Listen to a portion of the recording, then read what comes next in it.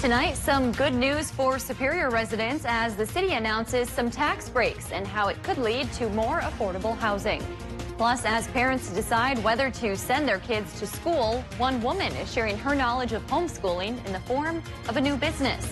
And how local businesses are preparing to safely handle a surge of college students as fall semester approaches. From CBS3 Duluth, this is the CBS3 News at 6.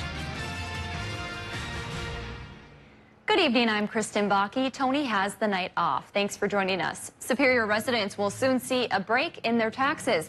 This comes after the Superior City's Council approved ending one of the city's tax increment districts, or TID. A TID is a tax collecting initiative that raises money to help promote economic development and redevelopment in specific neighborhoods. With 1 year left on this specific TID, you may be wondering where that money will go. Superior City officials explained to CBS3's Emma Quinn how the money is going toward affordable housing and how it will help the city in the long run. After 20 years, the city of Superior is closing the tax increment district, focusing on the Connors Point Industrial Park. Not only are citizens going to get a decrease in their taxes as new value comes onto the rolls, but we have a real opportunity to invest in affordable housing in the community as well. Superior Mayor Jim Payne says the $350,000 of the money collected from this tax over the years will go towards an affordable housing fund. Quite frankly, it's going to meet us a demand that we're really falling behind on right now for affordable housing. While a housing project isn't set in stone, city leaders say getting community input will help. We can put it where we need it the most, and so we're just going to look for the best opportunity, and we can really design this project from the ground up. City leaders plan to discuss what the term affordable actually means to residents in the area before moving ahead with any ideas. We have some pretty high rents for our region comparatively, and affordable for some folks, might be $700. Other folks might be $350 to $400. City leaders say the location of churches, schools, and accessibility to public transportation will also play a factor in the housing project. City officials say they won't know what the tax dollar decrease will look like until next year's budget, but it will affect all residents. Sticking in Wisconsin, Vice President Mike Pence made a campaign stop in Wisconsin this afternoon. The vice president's stop was at Tank Craft Corporation, a metal factory in Darien, which is in the southeastern part of the state. During his speech, Pence poked fun at Democrats for canceling their in-person national convention in Milwaukee and going virtual instead. He noted that Biden hadn't campaigned in Wisconsin in nearly 2 years. I did hear the Democrats were supposed to have their national convention in Wisconsin, but they couldn't make it. In fact, the last time you saw a Democrat nominee for president in the Badger State was back in 2012. Pence says he and President Donald Trump will make frequent visits to the state, which they won by less than 1 percentage point back in 2016. Today marks day 3 of the Democratic National Convention.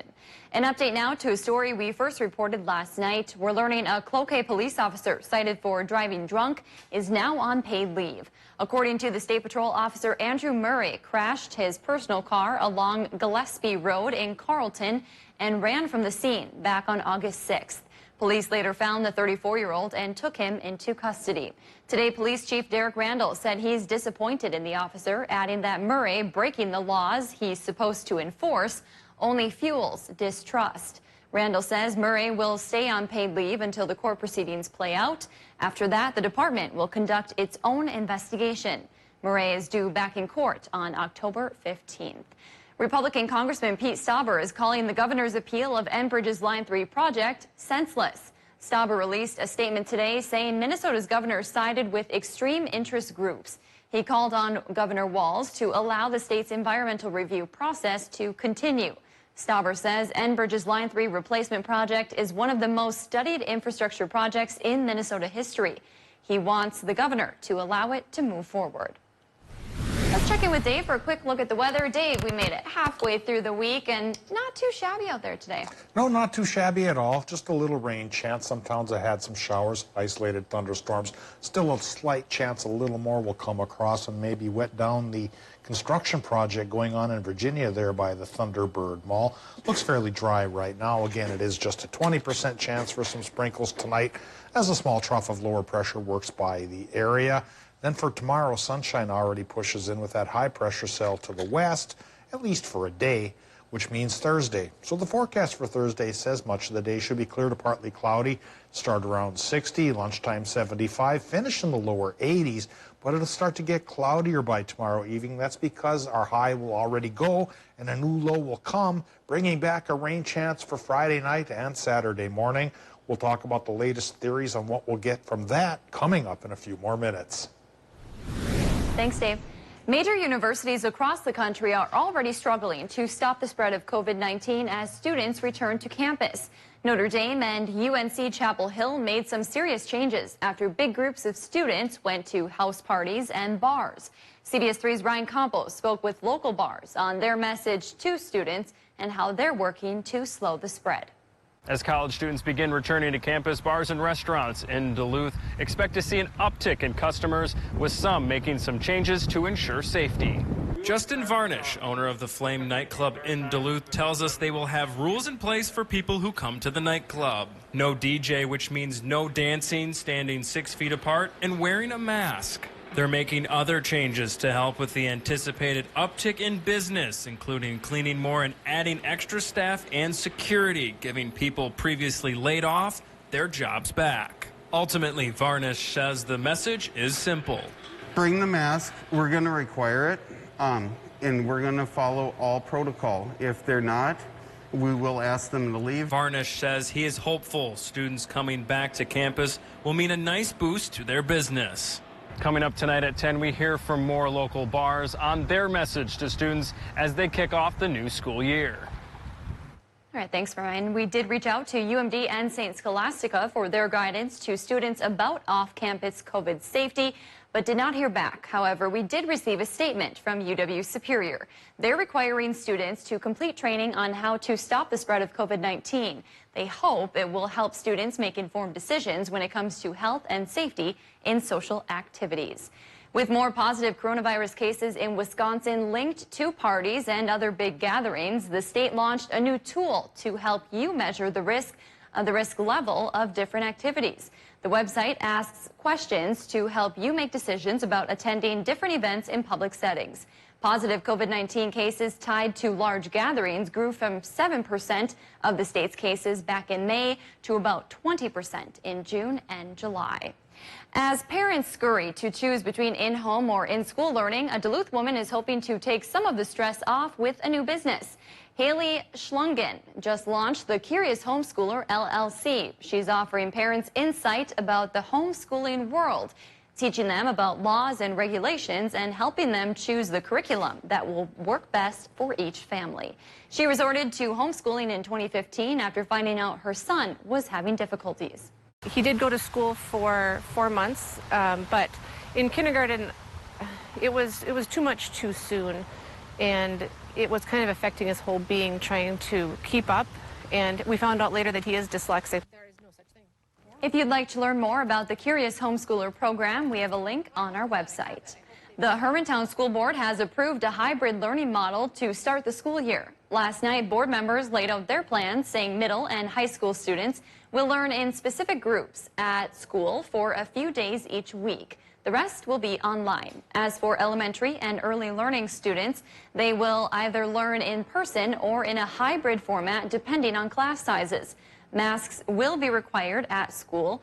Families can also choose distance learning. You can find the link to those full details on our website.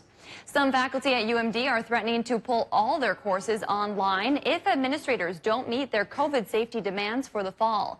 Faculty from Swenson College of Science and Engineering wrote a letter to the chancellor.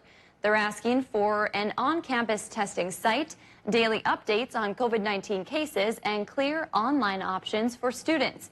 The letter demands these changes be implemented before classes start on August 31st.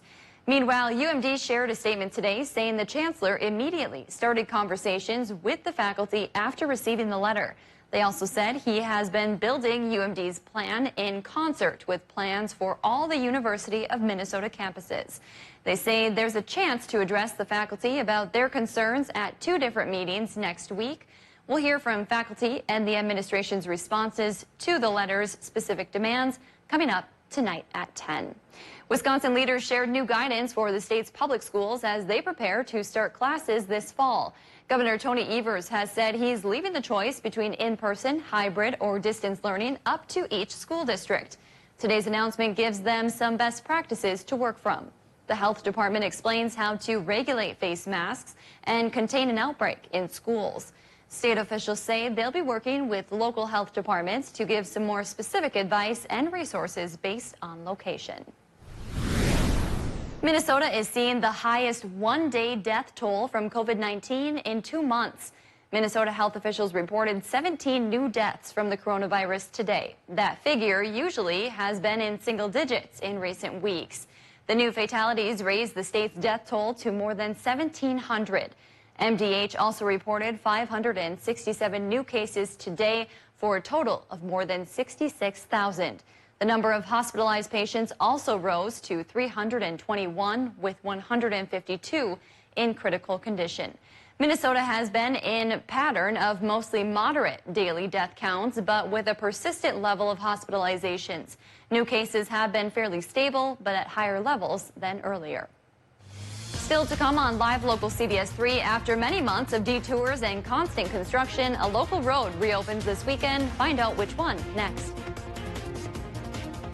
Temperatures continue to creep upwards. Now we got to 74, that's the normal. 79 is what we achieved today. Some towns did make 80, and I think we'll make 80 around much of the region for the next couple of days. We'll talk about this late season warm spell coming up after just a little bit of a break. Live, local, CBS3 News at 6 with Kristen Bucky, Anthony Matt, Kelly Hinson, and weather with meteorologist Dave Anderson on Live, local, CBS3. Watch Jeopardy at 4:30, followed by CBS3 Live at 5 on Live, local, CBS3. Wow, is that really me? Here, I don't look 61 in 3 weeks. I have no wrinkles, no bags, and this is only because of Plexiderm. Oh my gosh. Wow. Who am I? I'm just in love with the mirror right now. Plexiderm is a wonderful product. I look at least 10 years younger. It's a facelift in a jar. The people you're watching have just seen themselves in the mirror for the first time since we applied Plexiderm to their problem areas. Their reactions are real, and so are the results from using Plexiderm. What's even more amazing is that it takes less than 10 minutes. Now you can watch your under-eye bags, wrinkles, and crow's feet visibly disappear for just $14.95 by going to plexidermtrial.com and taking the Plexiderm 10-minute challenge. I'm Neela. I'm 61 years old. I'm a professional personal trainer. It's so important to be in good health and to be fit and take care of yourself. How it makes you feel inside is amazing.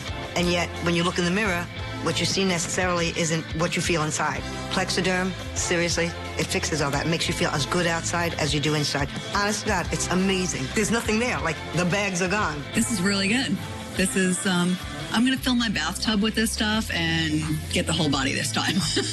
All these lines are gone.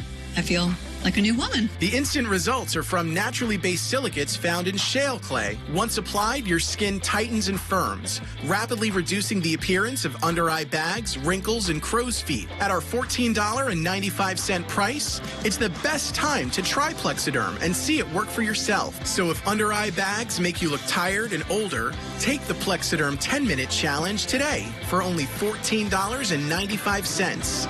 Just go to plexidermtrial.com or call the number on your screen.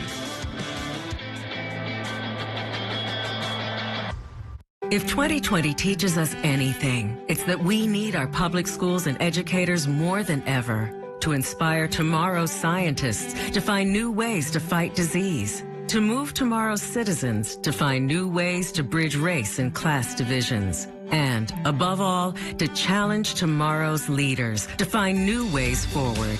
Believe in We Minnesota, electing lawmakers who will invest in, not cut, this essential resource. This is a really weird house. I choked on a banana. The more twists, the more crazy the house is, the more people start to panic. I like that. At this point in time, everyone else is fair game. Are you gonna come after me? Like, stupid. Like, I'm so ready to just, like, run in slime and flip upside down. I don't know. I'm like, yes, black girl magic, let's do it. New Big Brother All-Stars, Wednesdays, Thursdays, and Sundays at 8/7 Central on CBS. Watch Jeopardy at 4:30, followed by CBS3 Live at 5 on Live Local CBS3. CBS3 Weather is brought to you by Lulich Implement. Now, the CBS3 Duluth Weather Max forecast with meteorologist Dave Anderson. All right, had to wait for that music to crescendo. All right, clouds trying to crescendo around the region today. They've been going on and off, and while the clouds were up, well, workers like this wonder if they were going to get a little bit of rain on their project. Here's some work getting done over at Wheeler Field. Picture comes courtesy of Howie Hansen, Mr. Sports in the Twin Ports. Now that Marsh Nelson has passed, I suppose Howie can earn that title. Well, best wishes to these workers here because they are facing a 20% chance for sprinkles here this evening, which should go away for tomorrow, at least for a day, before a chance for showers and thunderstorms comes back once we get into Friday, overnight into Saturday. Current conditions right now at the airport says it's 77 degrees there, which is 3 degrees warmer than normal.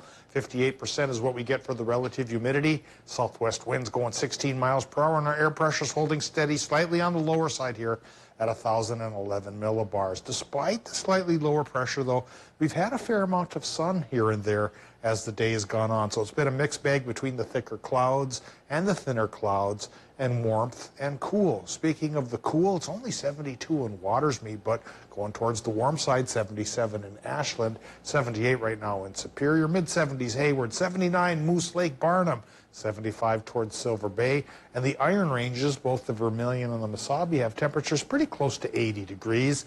Border countries close to 80 as well. This mini warm spell should be with us perhaps the next couple of days, but once we get into Sunday, we fall back into the 70s again. Let's move on now towards the big picture, and there's this small trough of lower pressure that's bringing those on and off clouds and that slight 20% chance for showers and some more humid conditions as dew points go up. So zooming in to see where the action is, we've been getting a little bit of precip in the northern parts of Minnesota, and we've seen some of that action try to cross into the upper peninsula as well. And then there's a blurb in central Minnesota that's just undercutting our area. Bottom line is we could see a little bit of rain action tonight. Like I mentioned, it's a 20% chance. Then for tomorrow, high pressure takes over. It'll be dry, but a little bit humid, perhaps uncomfortably so for us. And that humidity, of course, will then become fuel for this low pressure system to lift up and feed on Friday night into Saturday. 60% storm chance. Hopefully it won't be as wild as last Friday's storms, but the possibility is popping back up again. So folks, do be careful to start the weekend. Let's start the forecast for tonight by looking at Minnesota's low temps, which will go from about 57 to 64. There's the 20% rain chance. That will share with folks in Wisconsin and the UP. Low 60s will be low temps on that side of the border. And then for tomorrow, high temps will go 80 to 84 degrees for Wisconsin and the UP. And that one-day visit from the new high pressure cell brings a clear to partly cloudy sky. And folks there will share with Minnesota then that same sky. Inland high temps will be the low 80s, 70s right by the lake.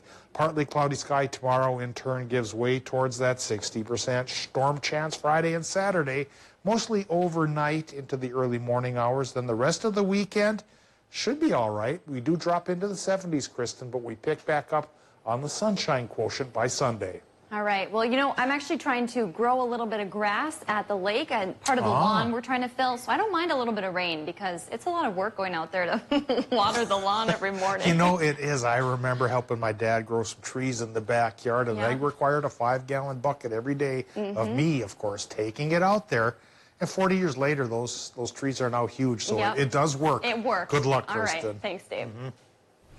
After months of construction in downtown Duluth, the Lake Avenue and Superior Street intersection will partially reopen this weekend. According to an update from project leaders, north and southbound traffic is reopening to motorists on Saturday. Crews are still working on a number of items involved with Phase 3 of the Superior Street reconstruction project.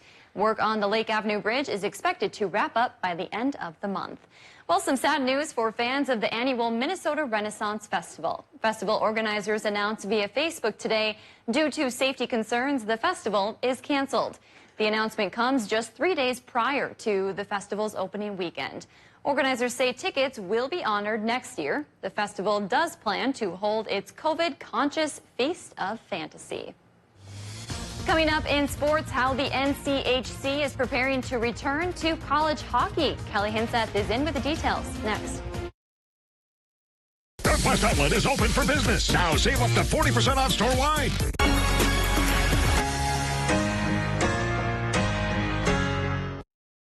CBS3 live cams are brought to you by Kohler Chevrolet Buick GMC Cadillac. The TED event is happening now, where you're not just getting a car, you're getting Kohler. We can help you at Ketamine North Infusion Center. I've been suffering from PTSD and anxiety for 17 years. It has helped tremendously more than the pharmaceutical medication I've been taking. To learn more, visit us online. Be well with us at Ketamine North Infusion. August is here and it's time to spin the wheel of savings.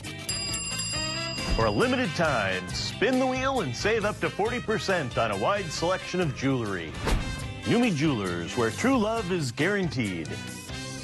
The 2020 summer clearance event at Duluth Dodge just got better. New Renegade Trailhawks from $198 a month. Cherokee Limiteds from $248. Grand Cherokee Laredos from $288. Only at the new Duluth Dodge, 4755 Middle Trunk Highway, or DuluthDodgeMinnesota.com. Do you have a coffee smile? Drinking coffee causes yellow teeth for thousands of people just like you. And whitening toothpaste just doesn't make those stains go away. Introducing Power Swabs, the first teeth whitening system that lifts coffee stains off your teeth in less than 5 minutes without whitening strips or trays. I've smoked, I've drank coffee, I drink red wine. It makes my teeth darker. And using Power Swabs, it's made a difference. People ask me, what do you do to whiten your teeth? And I'm really proud to tell them that I use Power Swabs. This didn't sting, it didn't burn, it didn't have an aftertaste. It was just a swab, and I just got to rub it around my teeth, and that was it. The secret is a tooth detergent and whitening agent developed by Dr. Martin Ginniker that lifts stains off of your teeth. Power Swabs remove stains on natural teeth, veneers, bonding, caps, and crowns. The best part is you just swab your teeth for 5 minutes and you'll have whiter teeth. No more sitting at home with a whitening strip or tray in your mouth for 30 minutes twice a day. So with the strips I've used in the past, most of them are like you got to leave it on for 30 minutes and the whole experience is just not comfortable. But with Power Swabs, I just snapped it open and rubbed it on and it was good to go. When I used these whitening strips, I noticed when I would drink, I would get this crazy sensitivity. It would go right to my brain and I'm like, I hate this. So why do I have to go through the monstrosity of this pain just because I want to whiten my teeth? With Power Swabs, there was zero sensitivity. Within the first day with the Power Swab, I noticed there was a difference. I really love the fact that you're able to go individually on each tooth and make sure that it's going to be wider. Call for your 5-minute solution to whiter teeth. Whiten your teeth today by ordering Power Swabs and receive 40% off the regular price. Yes, 40% off the regular price. Shipping is free, plus you'll receive a free Quick Stick pen. Visit powerswabs.com or call the number on your screen. For breaking stories that impact the Northland most, turn to CBS3. Catch Eye on Parenting every Thursday at 6 with me, Leanne Valdez, on CBS3. Watch Dave, Caitlin, and Austin for local weather you can trust on CBS. Watch Jeopardy at 4:30, followed by CBS3 Live at 5 on Live Local CBS3. Now, CBS3 Sports with Kelly Hinson.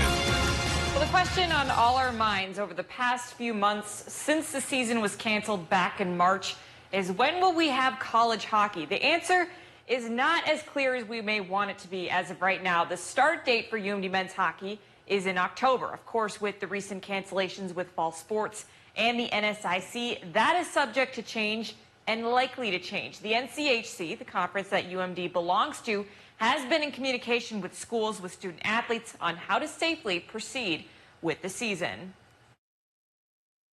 At the end of the day, it's down to the health and safety of a student athlete, and even a larger side of things are kind of greater campus communities. We need to make sure that whatever plan is put in place is safe and responsible.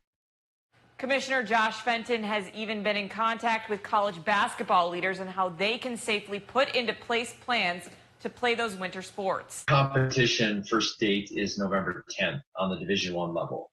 First competition is October 3rd. So we're talking about a month and a week difference there. So that's pretty significant. But we're attempting to align with basketball and understand with what they are doing and hopefully put together a plan that ultimately would be announced to the general public. No announcement yet, but we will wait and see what the conference decides to do. Like many teams in the area, the Superior girls swimming team is adjusting to their new norm with practices now in full swing. Head coach Bill Punko has split his team up in effort to promote social distancing. That includes in the pool, where swimmers are spaced out at opposite ends. They've also taken practices to the weight room or outside on the softball field, and that's in an effort to create a safer environment for all the athletes. Senior freestyle swimmer Shelby Bresnahan says it's difficult at times being split into groups, but it also makes the team better. Trying to lead a team during a pandemic is obviously a lot more difficult than it would have been last season. But we're pushing through, and it's, like they said, really nice to be able to get to know all the girls individually. Instead of having 30 girls in the pool at a time, we're able to have 10. So getting to know everyone's a lot easier. The Superior School District plans to make a decision on the future of fall sports tomorrow afternoon. They will either proceed in the fall or opt for an alternative season this coming spring. Well, earlier this summer, Vikings star running back Dalvin Cook indicated that he was going to hold out for a new contract. Well, since then, he has reported to training camp in Minnesota. But according to an NFL Network report today, contract talks have completely broken off between Cook and the Vikings front office. Cook is entering the last year of his rookie deal and will be an unrestricted free agent next year.